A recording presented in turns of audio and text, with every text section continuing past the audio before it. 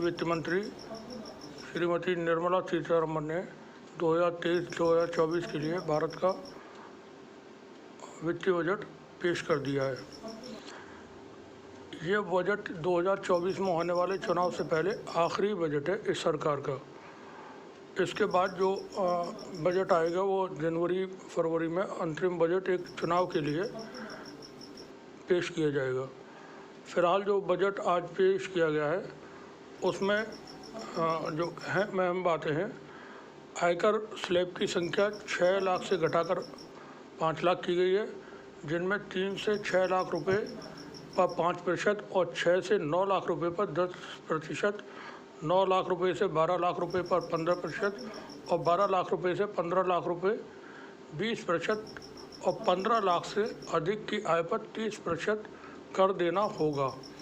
वित्त मंत्री ने यही बताया कि अब आयकर भरने की प्रक्रिया को भी आसान बनाया जाएगा, जिसके लिए नेक्स्ट जनरेशन टैक्स फॉर्म जारी किए जाएंगे। वित्त मंत्री ने बताया कि नई कर व्यवस्था डिफ़ॉल्ट होगी, लेकिन नागरिक अगर चाहें तो पुरानी प्रणाली इस्तेमाल कर सकते हैं।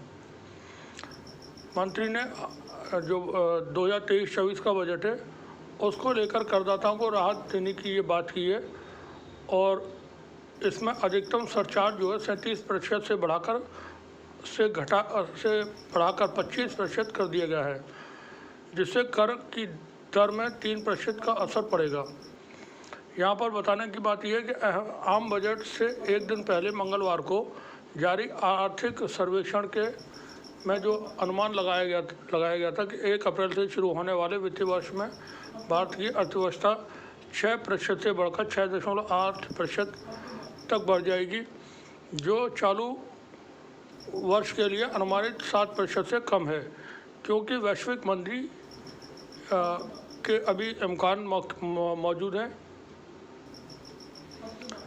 बजट में जो राहत की एक कोई बात है वो ये है कि आम लोगों के लिए जो गरीबी रेखा से नीचे हैं उसमें जो गरीबों के लिए एक घोषणा की गई है और इसमें वित्त मंत्री ने प्रधानमंत्री गरीब कल्याण अन्न योजना को 1 साल के लिए आगे बढ़ाने का ऐलान किया है। यानी अब 1 साल तक ज़रूरतमंद लोगों को निःशुल्क राशन मिलता रहेगा। इससे तकरीबन जैसे बरेली मंडल में 22.79 लाख कार्ड धारक परिवार हैं, उनको फ़ायदा मिलेगा। 2020-22 में शुरू हुई थी जो प्रधानमंत्री गरीब कल्याण अन्न योजना है। असल में ये योजना ख़ास तौर से चुनाव को नज़र में रख के इसमें 1 साल के लिए और बढ़ोतरी की गई है। कार्ड धारकों को अब बाजरा भी मिलेगा। इसमें ये भी ऐलान किया गया कि बाजरा भी गेहूं या चावल के साथ साथ उनको बाजरा भी मिलेगा। साथ ही और भी कई सारी बातें हैं। बजट में कई सारी चीज़ें सस्ती हुई हैं, कई सारी चीज़ें महंगी हुई हैं। अब महंगा क्या हुआ है एक नज़र उस पर डाल लें। सिगरेट, इस पर 16% शुल्क बढ़ाया गया है। CNG GST CNG से GST की हटेगा, इससे कीमतों में कमी आएगी। कंपाउंडेड रबर और basic import duty, compounded rubber पर बेसिक इंपोर्ट ड्यूटी जो है 10% से बढ़ाकर 25% की गई है। इससे ये महंगा होगा। सोने के बार से बने आभूषणों पर कस्टम ड्यूटी में इजाफा किया गया है। इससे सोने की कीमतों में बढ़ोतरी होगी। किचन यानी आपके खाने पीने से जुड़ी हुई चीज़ों में इजाफा हुआ है।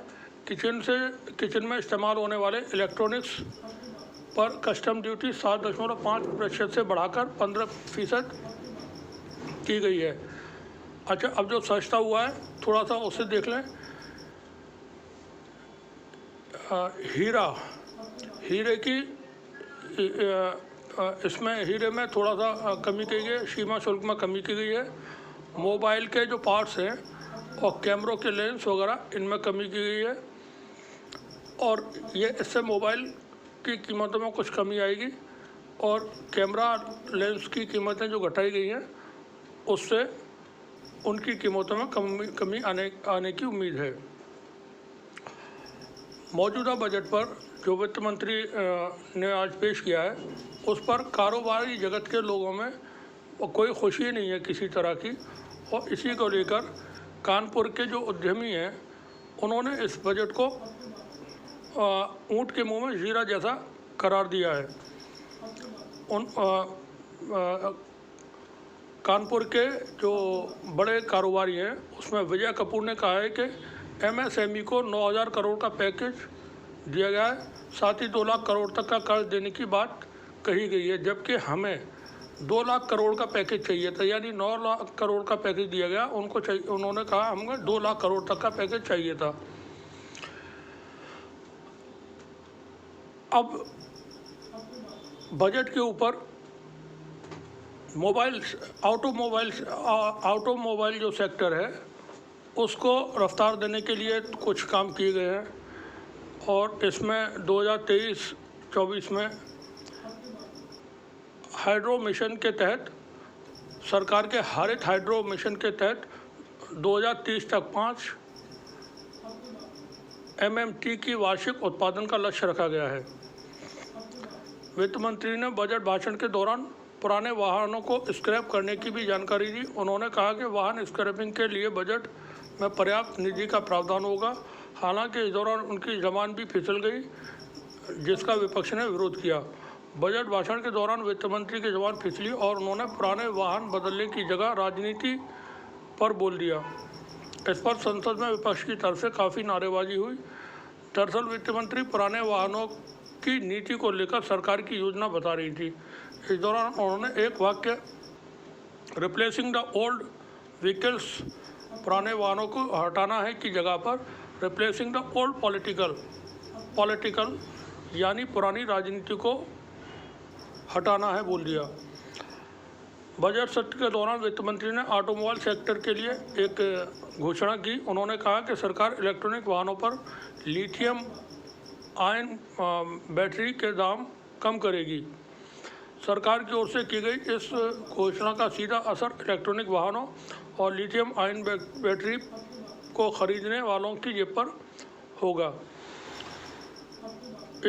इसके बाद जो बैटरी है उसकी कीमतें कुछ कम होने की उम्मीद है। साथ ही कुछ घोषणाएं कृषि क्षेत्र को लेकर के की गई, जिसमें 20 लाख तक का क्रेडिट कार्ड है किसानों के लिए, किसान डिजिटल पब्लिक इंफ्रास्ट्रक्चर की बात की गई है, एग्रो स्टार्टअप को बढ़ावा देने की बात की गई है, मोटे अनाजों को बढ़ावा देने की बात की गई है। मोटे अनाजों को बढ़ावा किस तरह से कि सरकार ने इस बार मोटे अनाजों को बढ़ावा देने के लिए अलग से योजना की शुरुआत की है। इसे श्री अन्न योजना नाम दिया गया है। इसके ज़रिए देश भर में मोटे अनाजों के उत्पादन और इसकी खपत को बढ़ावा दिया जाएगा। बागवानी के लिए भी सरकार ने कुछ ऐलान किए हैं। इस बजट में बागवानी की उपज के लिए 220 करोड़ की राशि आवंटित की गई है, जिसके ज़रिए बागवानी को बढ़ावा देने का फैसला किया गया है। मछली पालन को भी बढ़ावा देने के लिए कुछ घोषणाएं की गई हैं, जिसमें केंद्र सरकार ने मत्स्य संपदा की नई योजना में 6,000 करोड़ के निवेश का फैसला किया है। इसके ज़रिए मछुआरों का बीमा कवर, वित्तीय सहायता और किसान क्रेडिट कार्ड की सुविधा भी प्रदान की जाएगी। इसका जो मकसद है ग्रामीण संसाधनों का उपयोग करके ग्रामीण विकास और ग्रामीण अर्थव्यवस्था में तेजी लाने का है। सरकारी समितियां, प्राथमिक मत्स्य समितियां और डेयरी सहकारी समितियों की स्थापना की भी बात की गई है, जिसमें 2,516 करोड़ रुपए के निवेश से 63,000 प्राथमिक कृषि ऋण समितियों का कंप्यूटरीकरण किया जाएगा।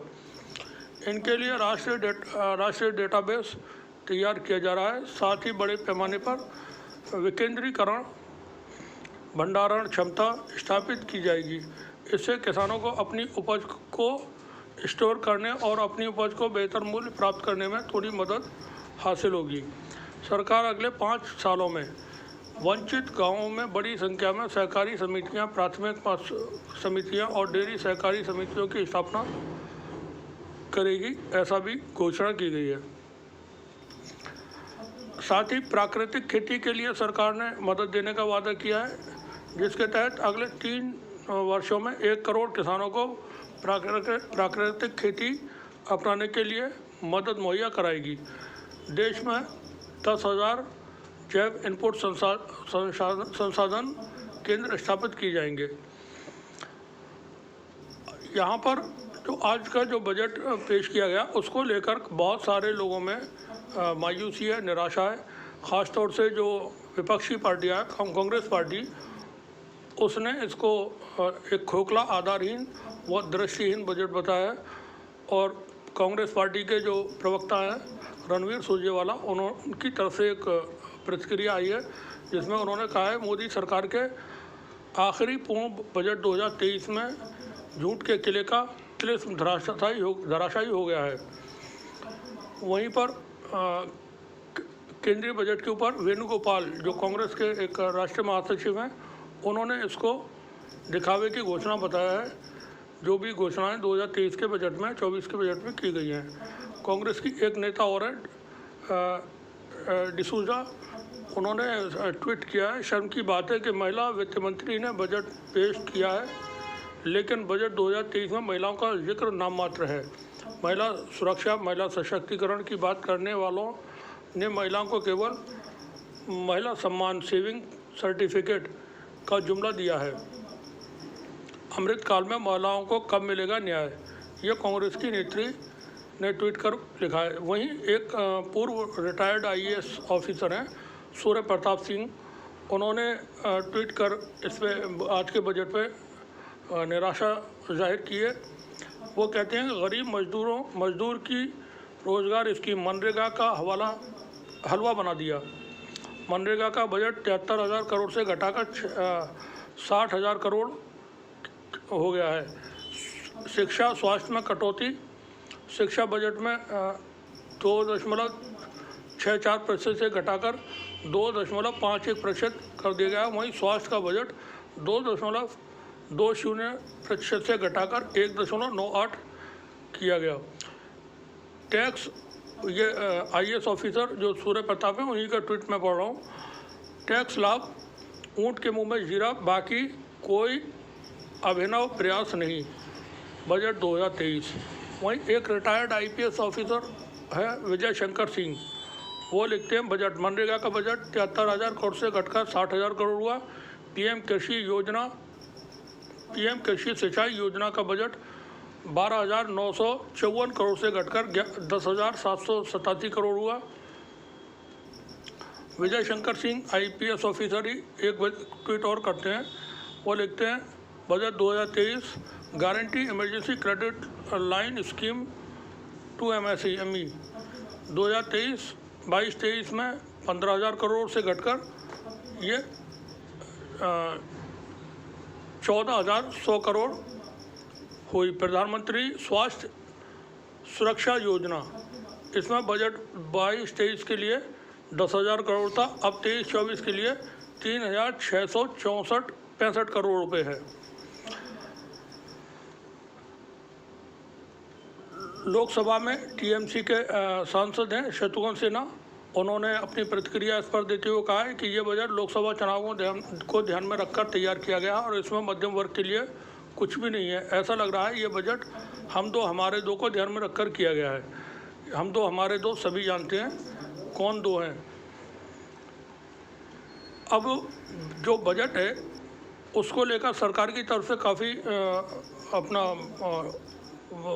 शाबाशी हासिल की जा रही है और वो बता रहे हैं कि हमने आम लोगों के लिए बजट पेश किया है और बहुत लुभावना सभी के लिए, SC ST OBC और बाकी सबके लिए। लेकिन इस बजट में किसी तरह का कोई बड़ी घोषणा, कोई योजना, कोई पैकेज इंडस्ट्री के लिए या रोज़गार के लिए इसमें कुछ भी नहीं है।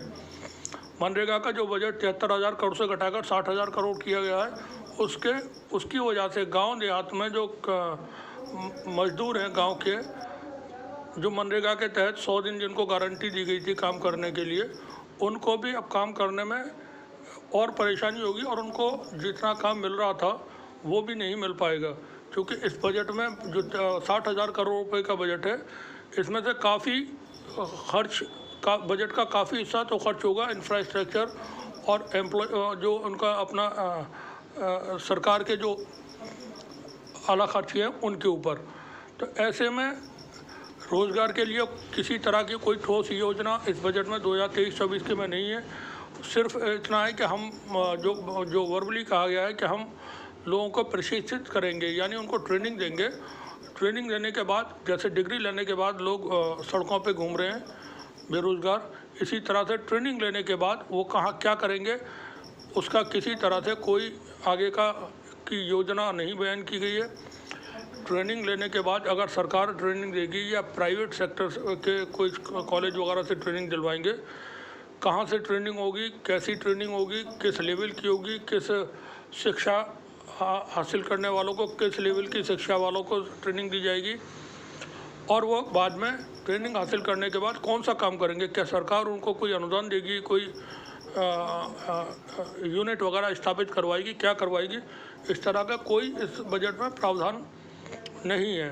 तो कुल मिलाकर के ये बजट एक सामान्य बजट है जिसमें किसी के लिए कोई ख़ास है नहीं, ख़ास तौर से जनता के लिए कुछ नहीं है। जो कुछ थोड़ा बहुत जो ध्यान में रखा गया है वो गरीबों को, ताकि उनके वोट 2024 के चुनाव में चाहिए होंगे और उनको 1 साल के लिए जो राशन है उसकी म्याद बढ़ा दी गई है।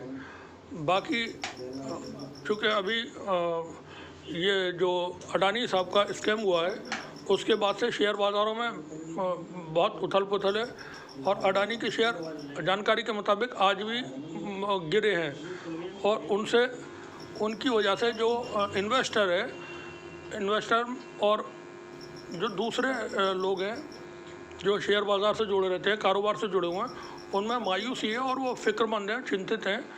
इस बजट ने लोगों की चिंताएं और बढ़ाई हैं। आप बने रहें हमारे साथ, देखते रहें TC जंग न्यूज़। शुक्रिया। हनुमान बिजवाल जी, जो ये आज का बजट है, सरकार कह रही है कि ये बजट जो है अमृत काल का अमृत बजट है। सरकार तो हर बार यही कहती है, लेकिन जो उम्मीद थी, जैसे इनकम टैक्स के अंदर जो छूट दी वो 5 लाख से 7 लाख दी, वो ठीक है छूट दी, लेकिन ये 10 लाख रुपए इनको करनी चाहिए ताकि आम आदमी को राहत मिलती।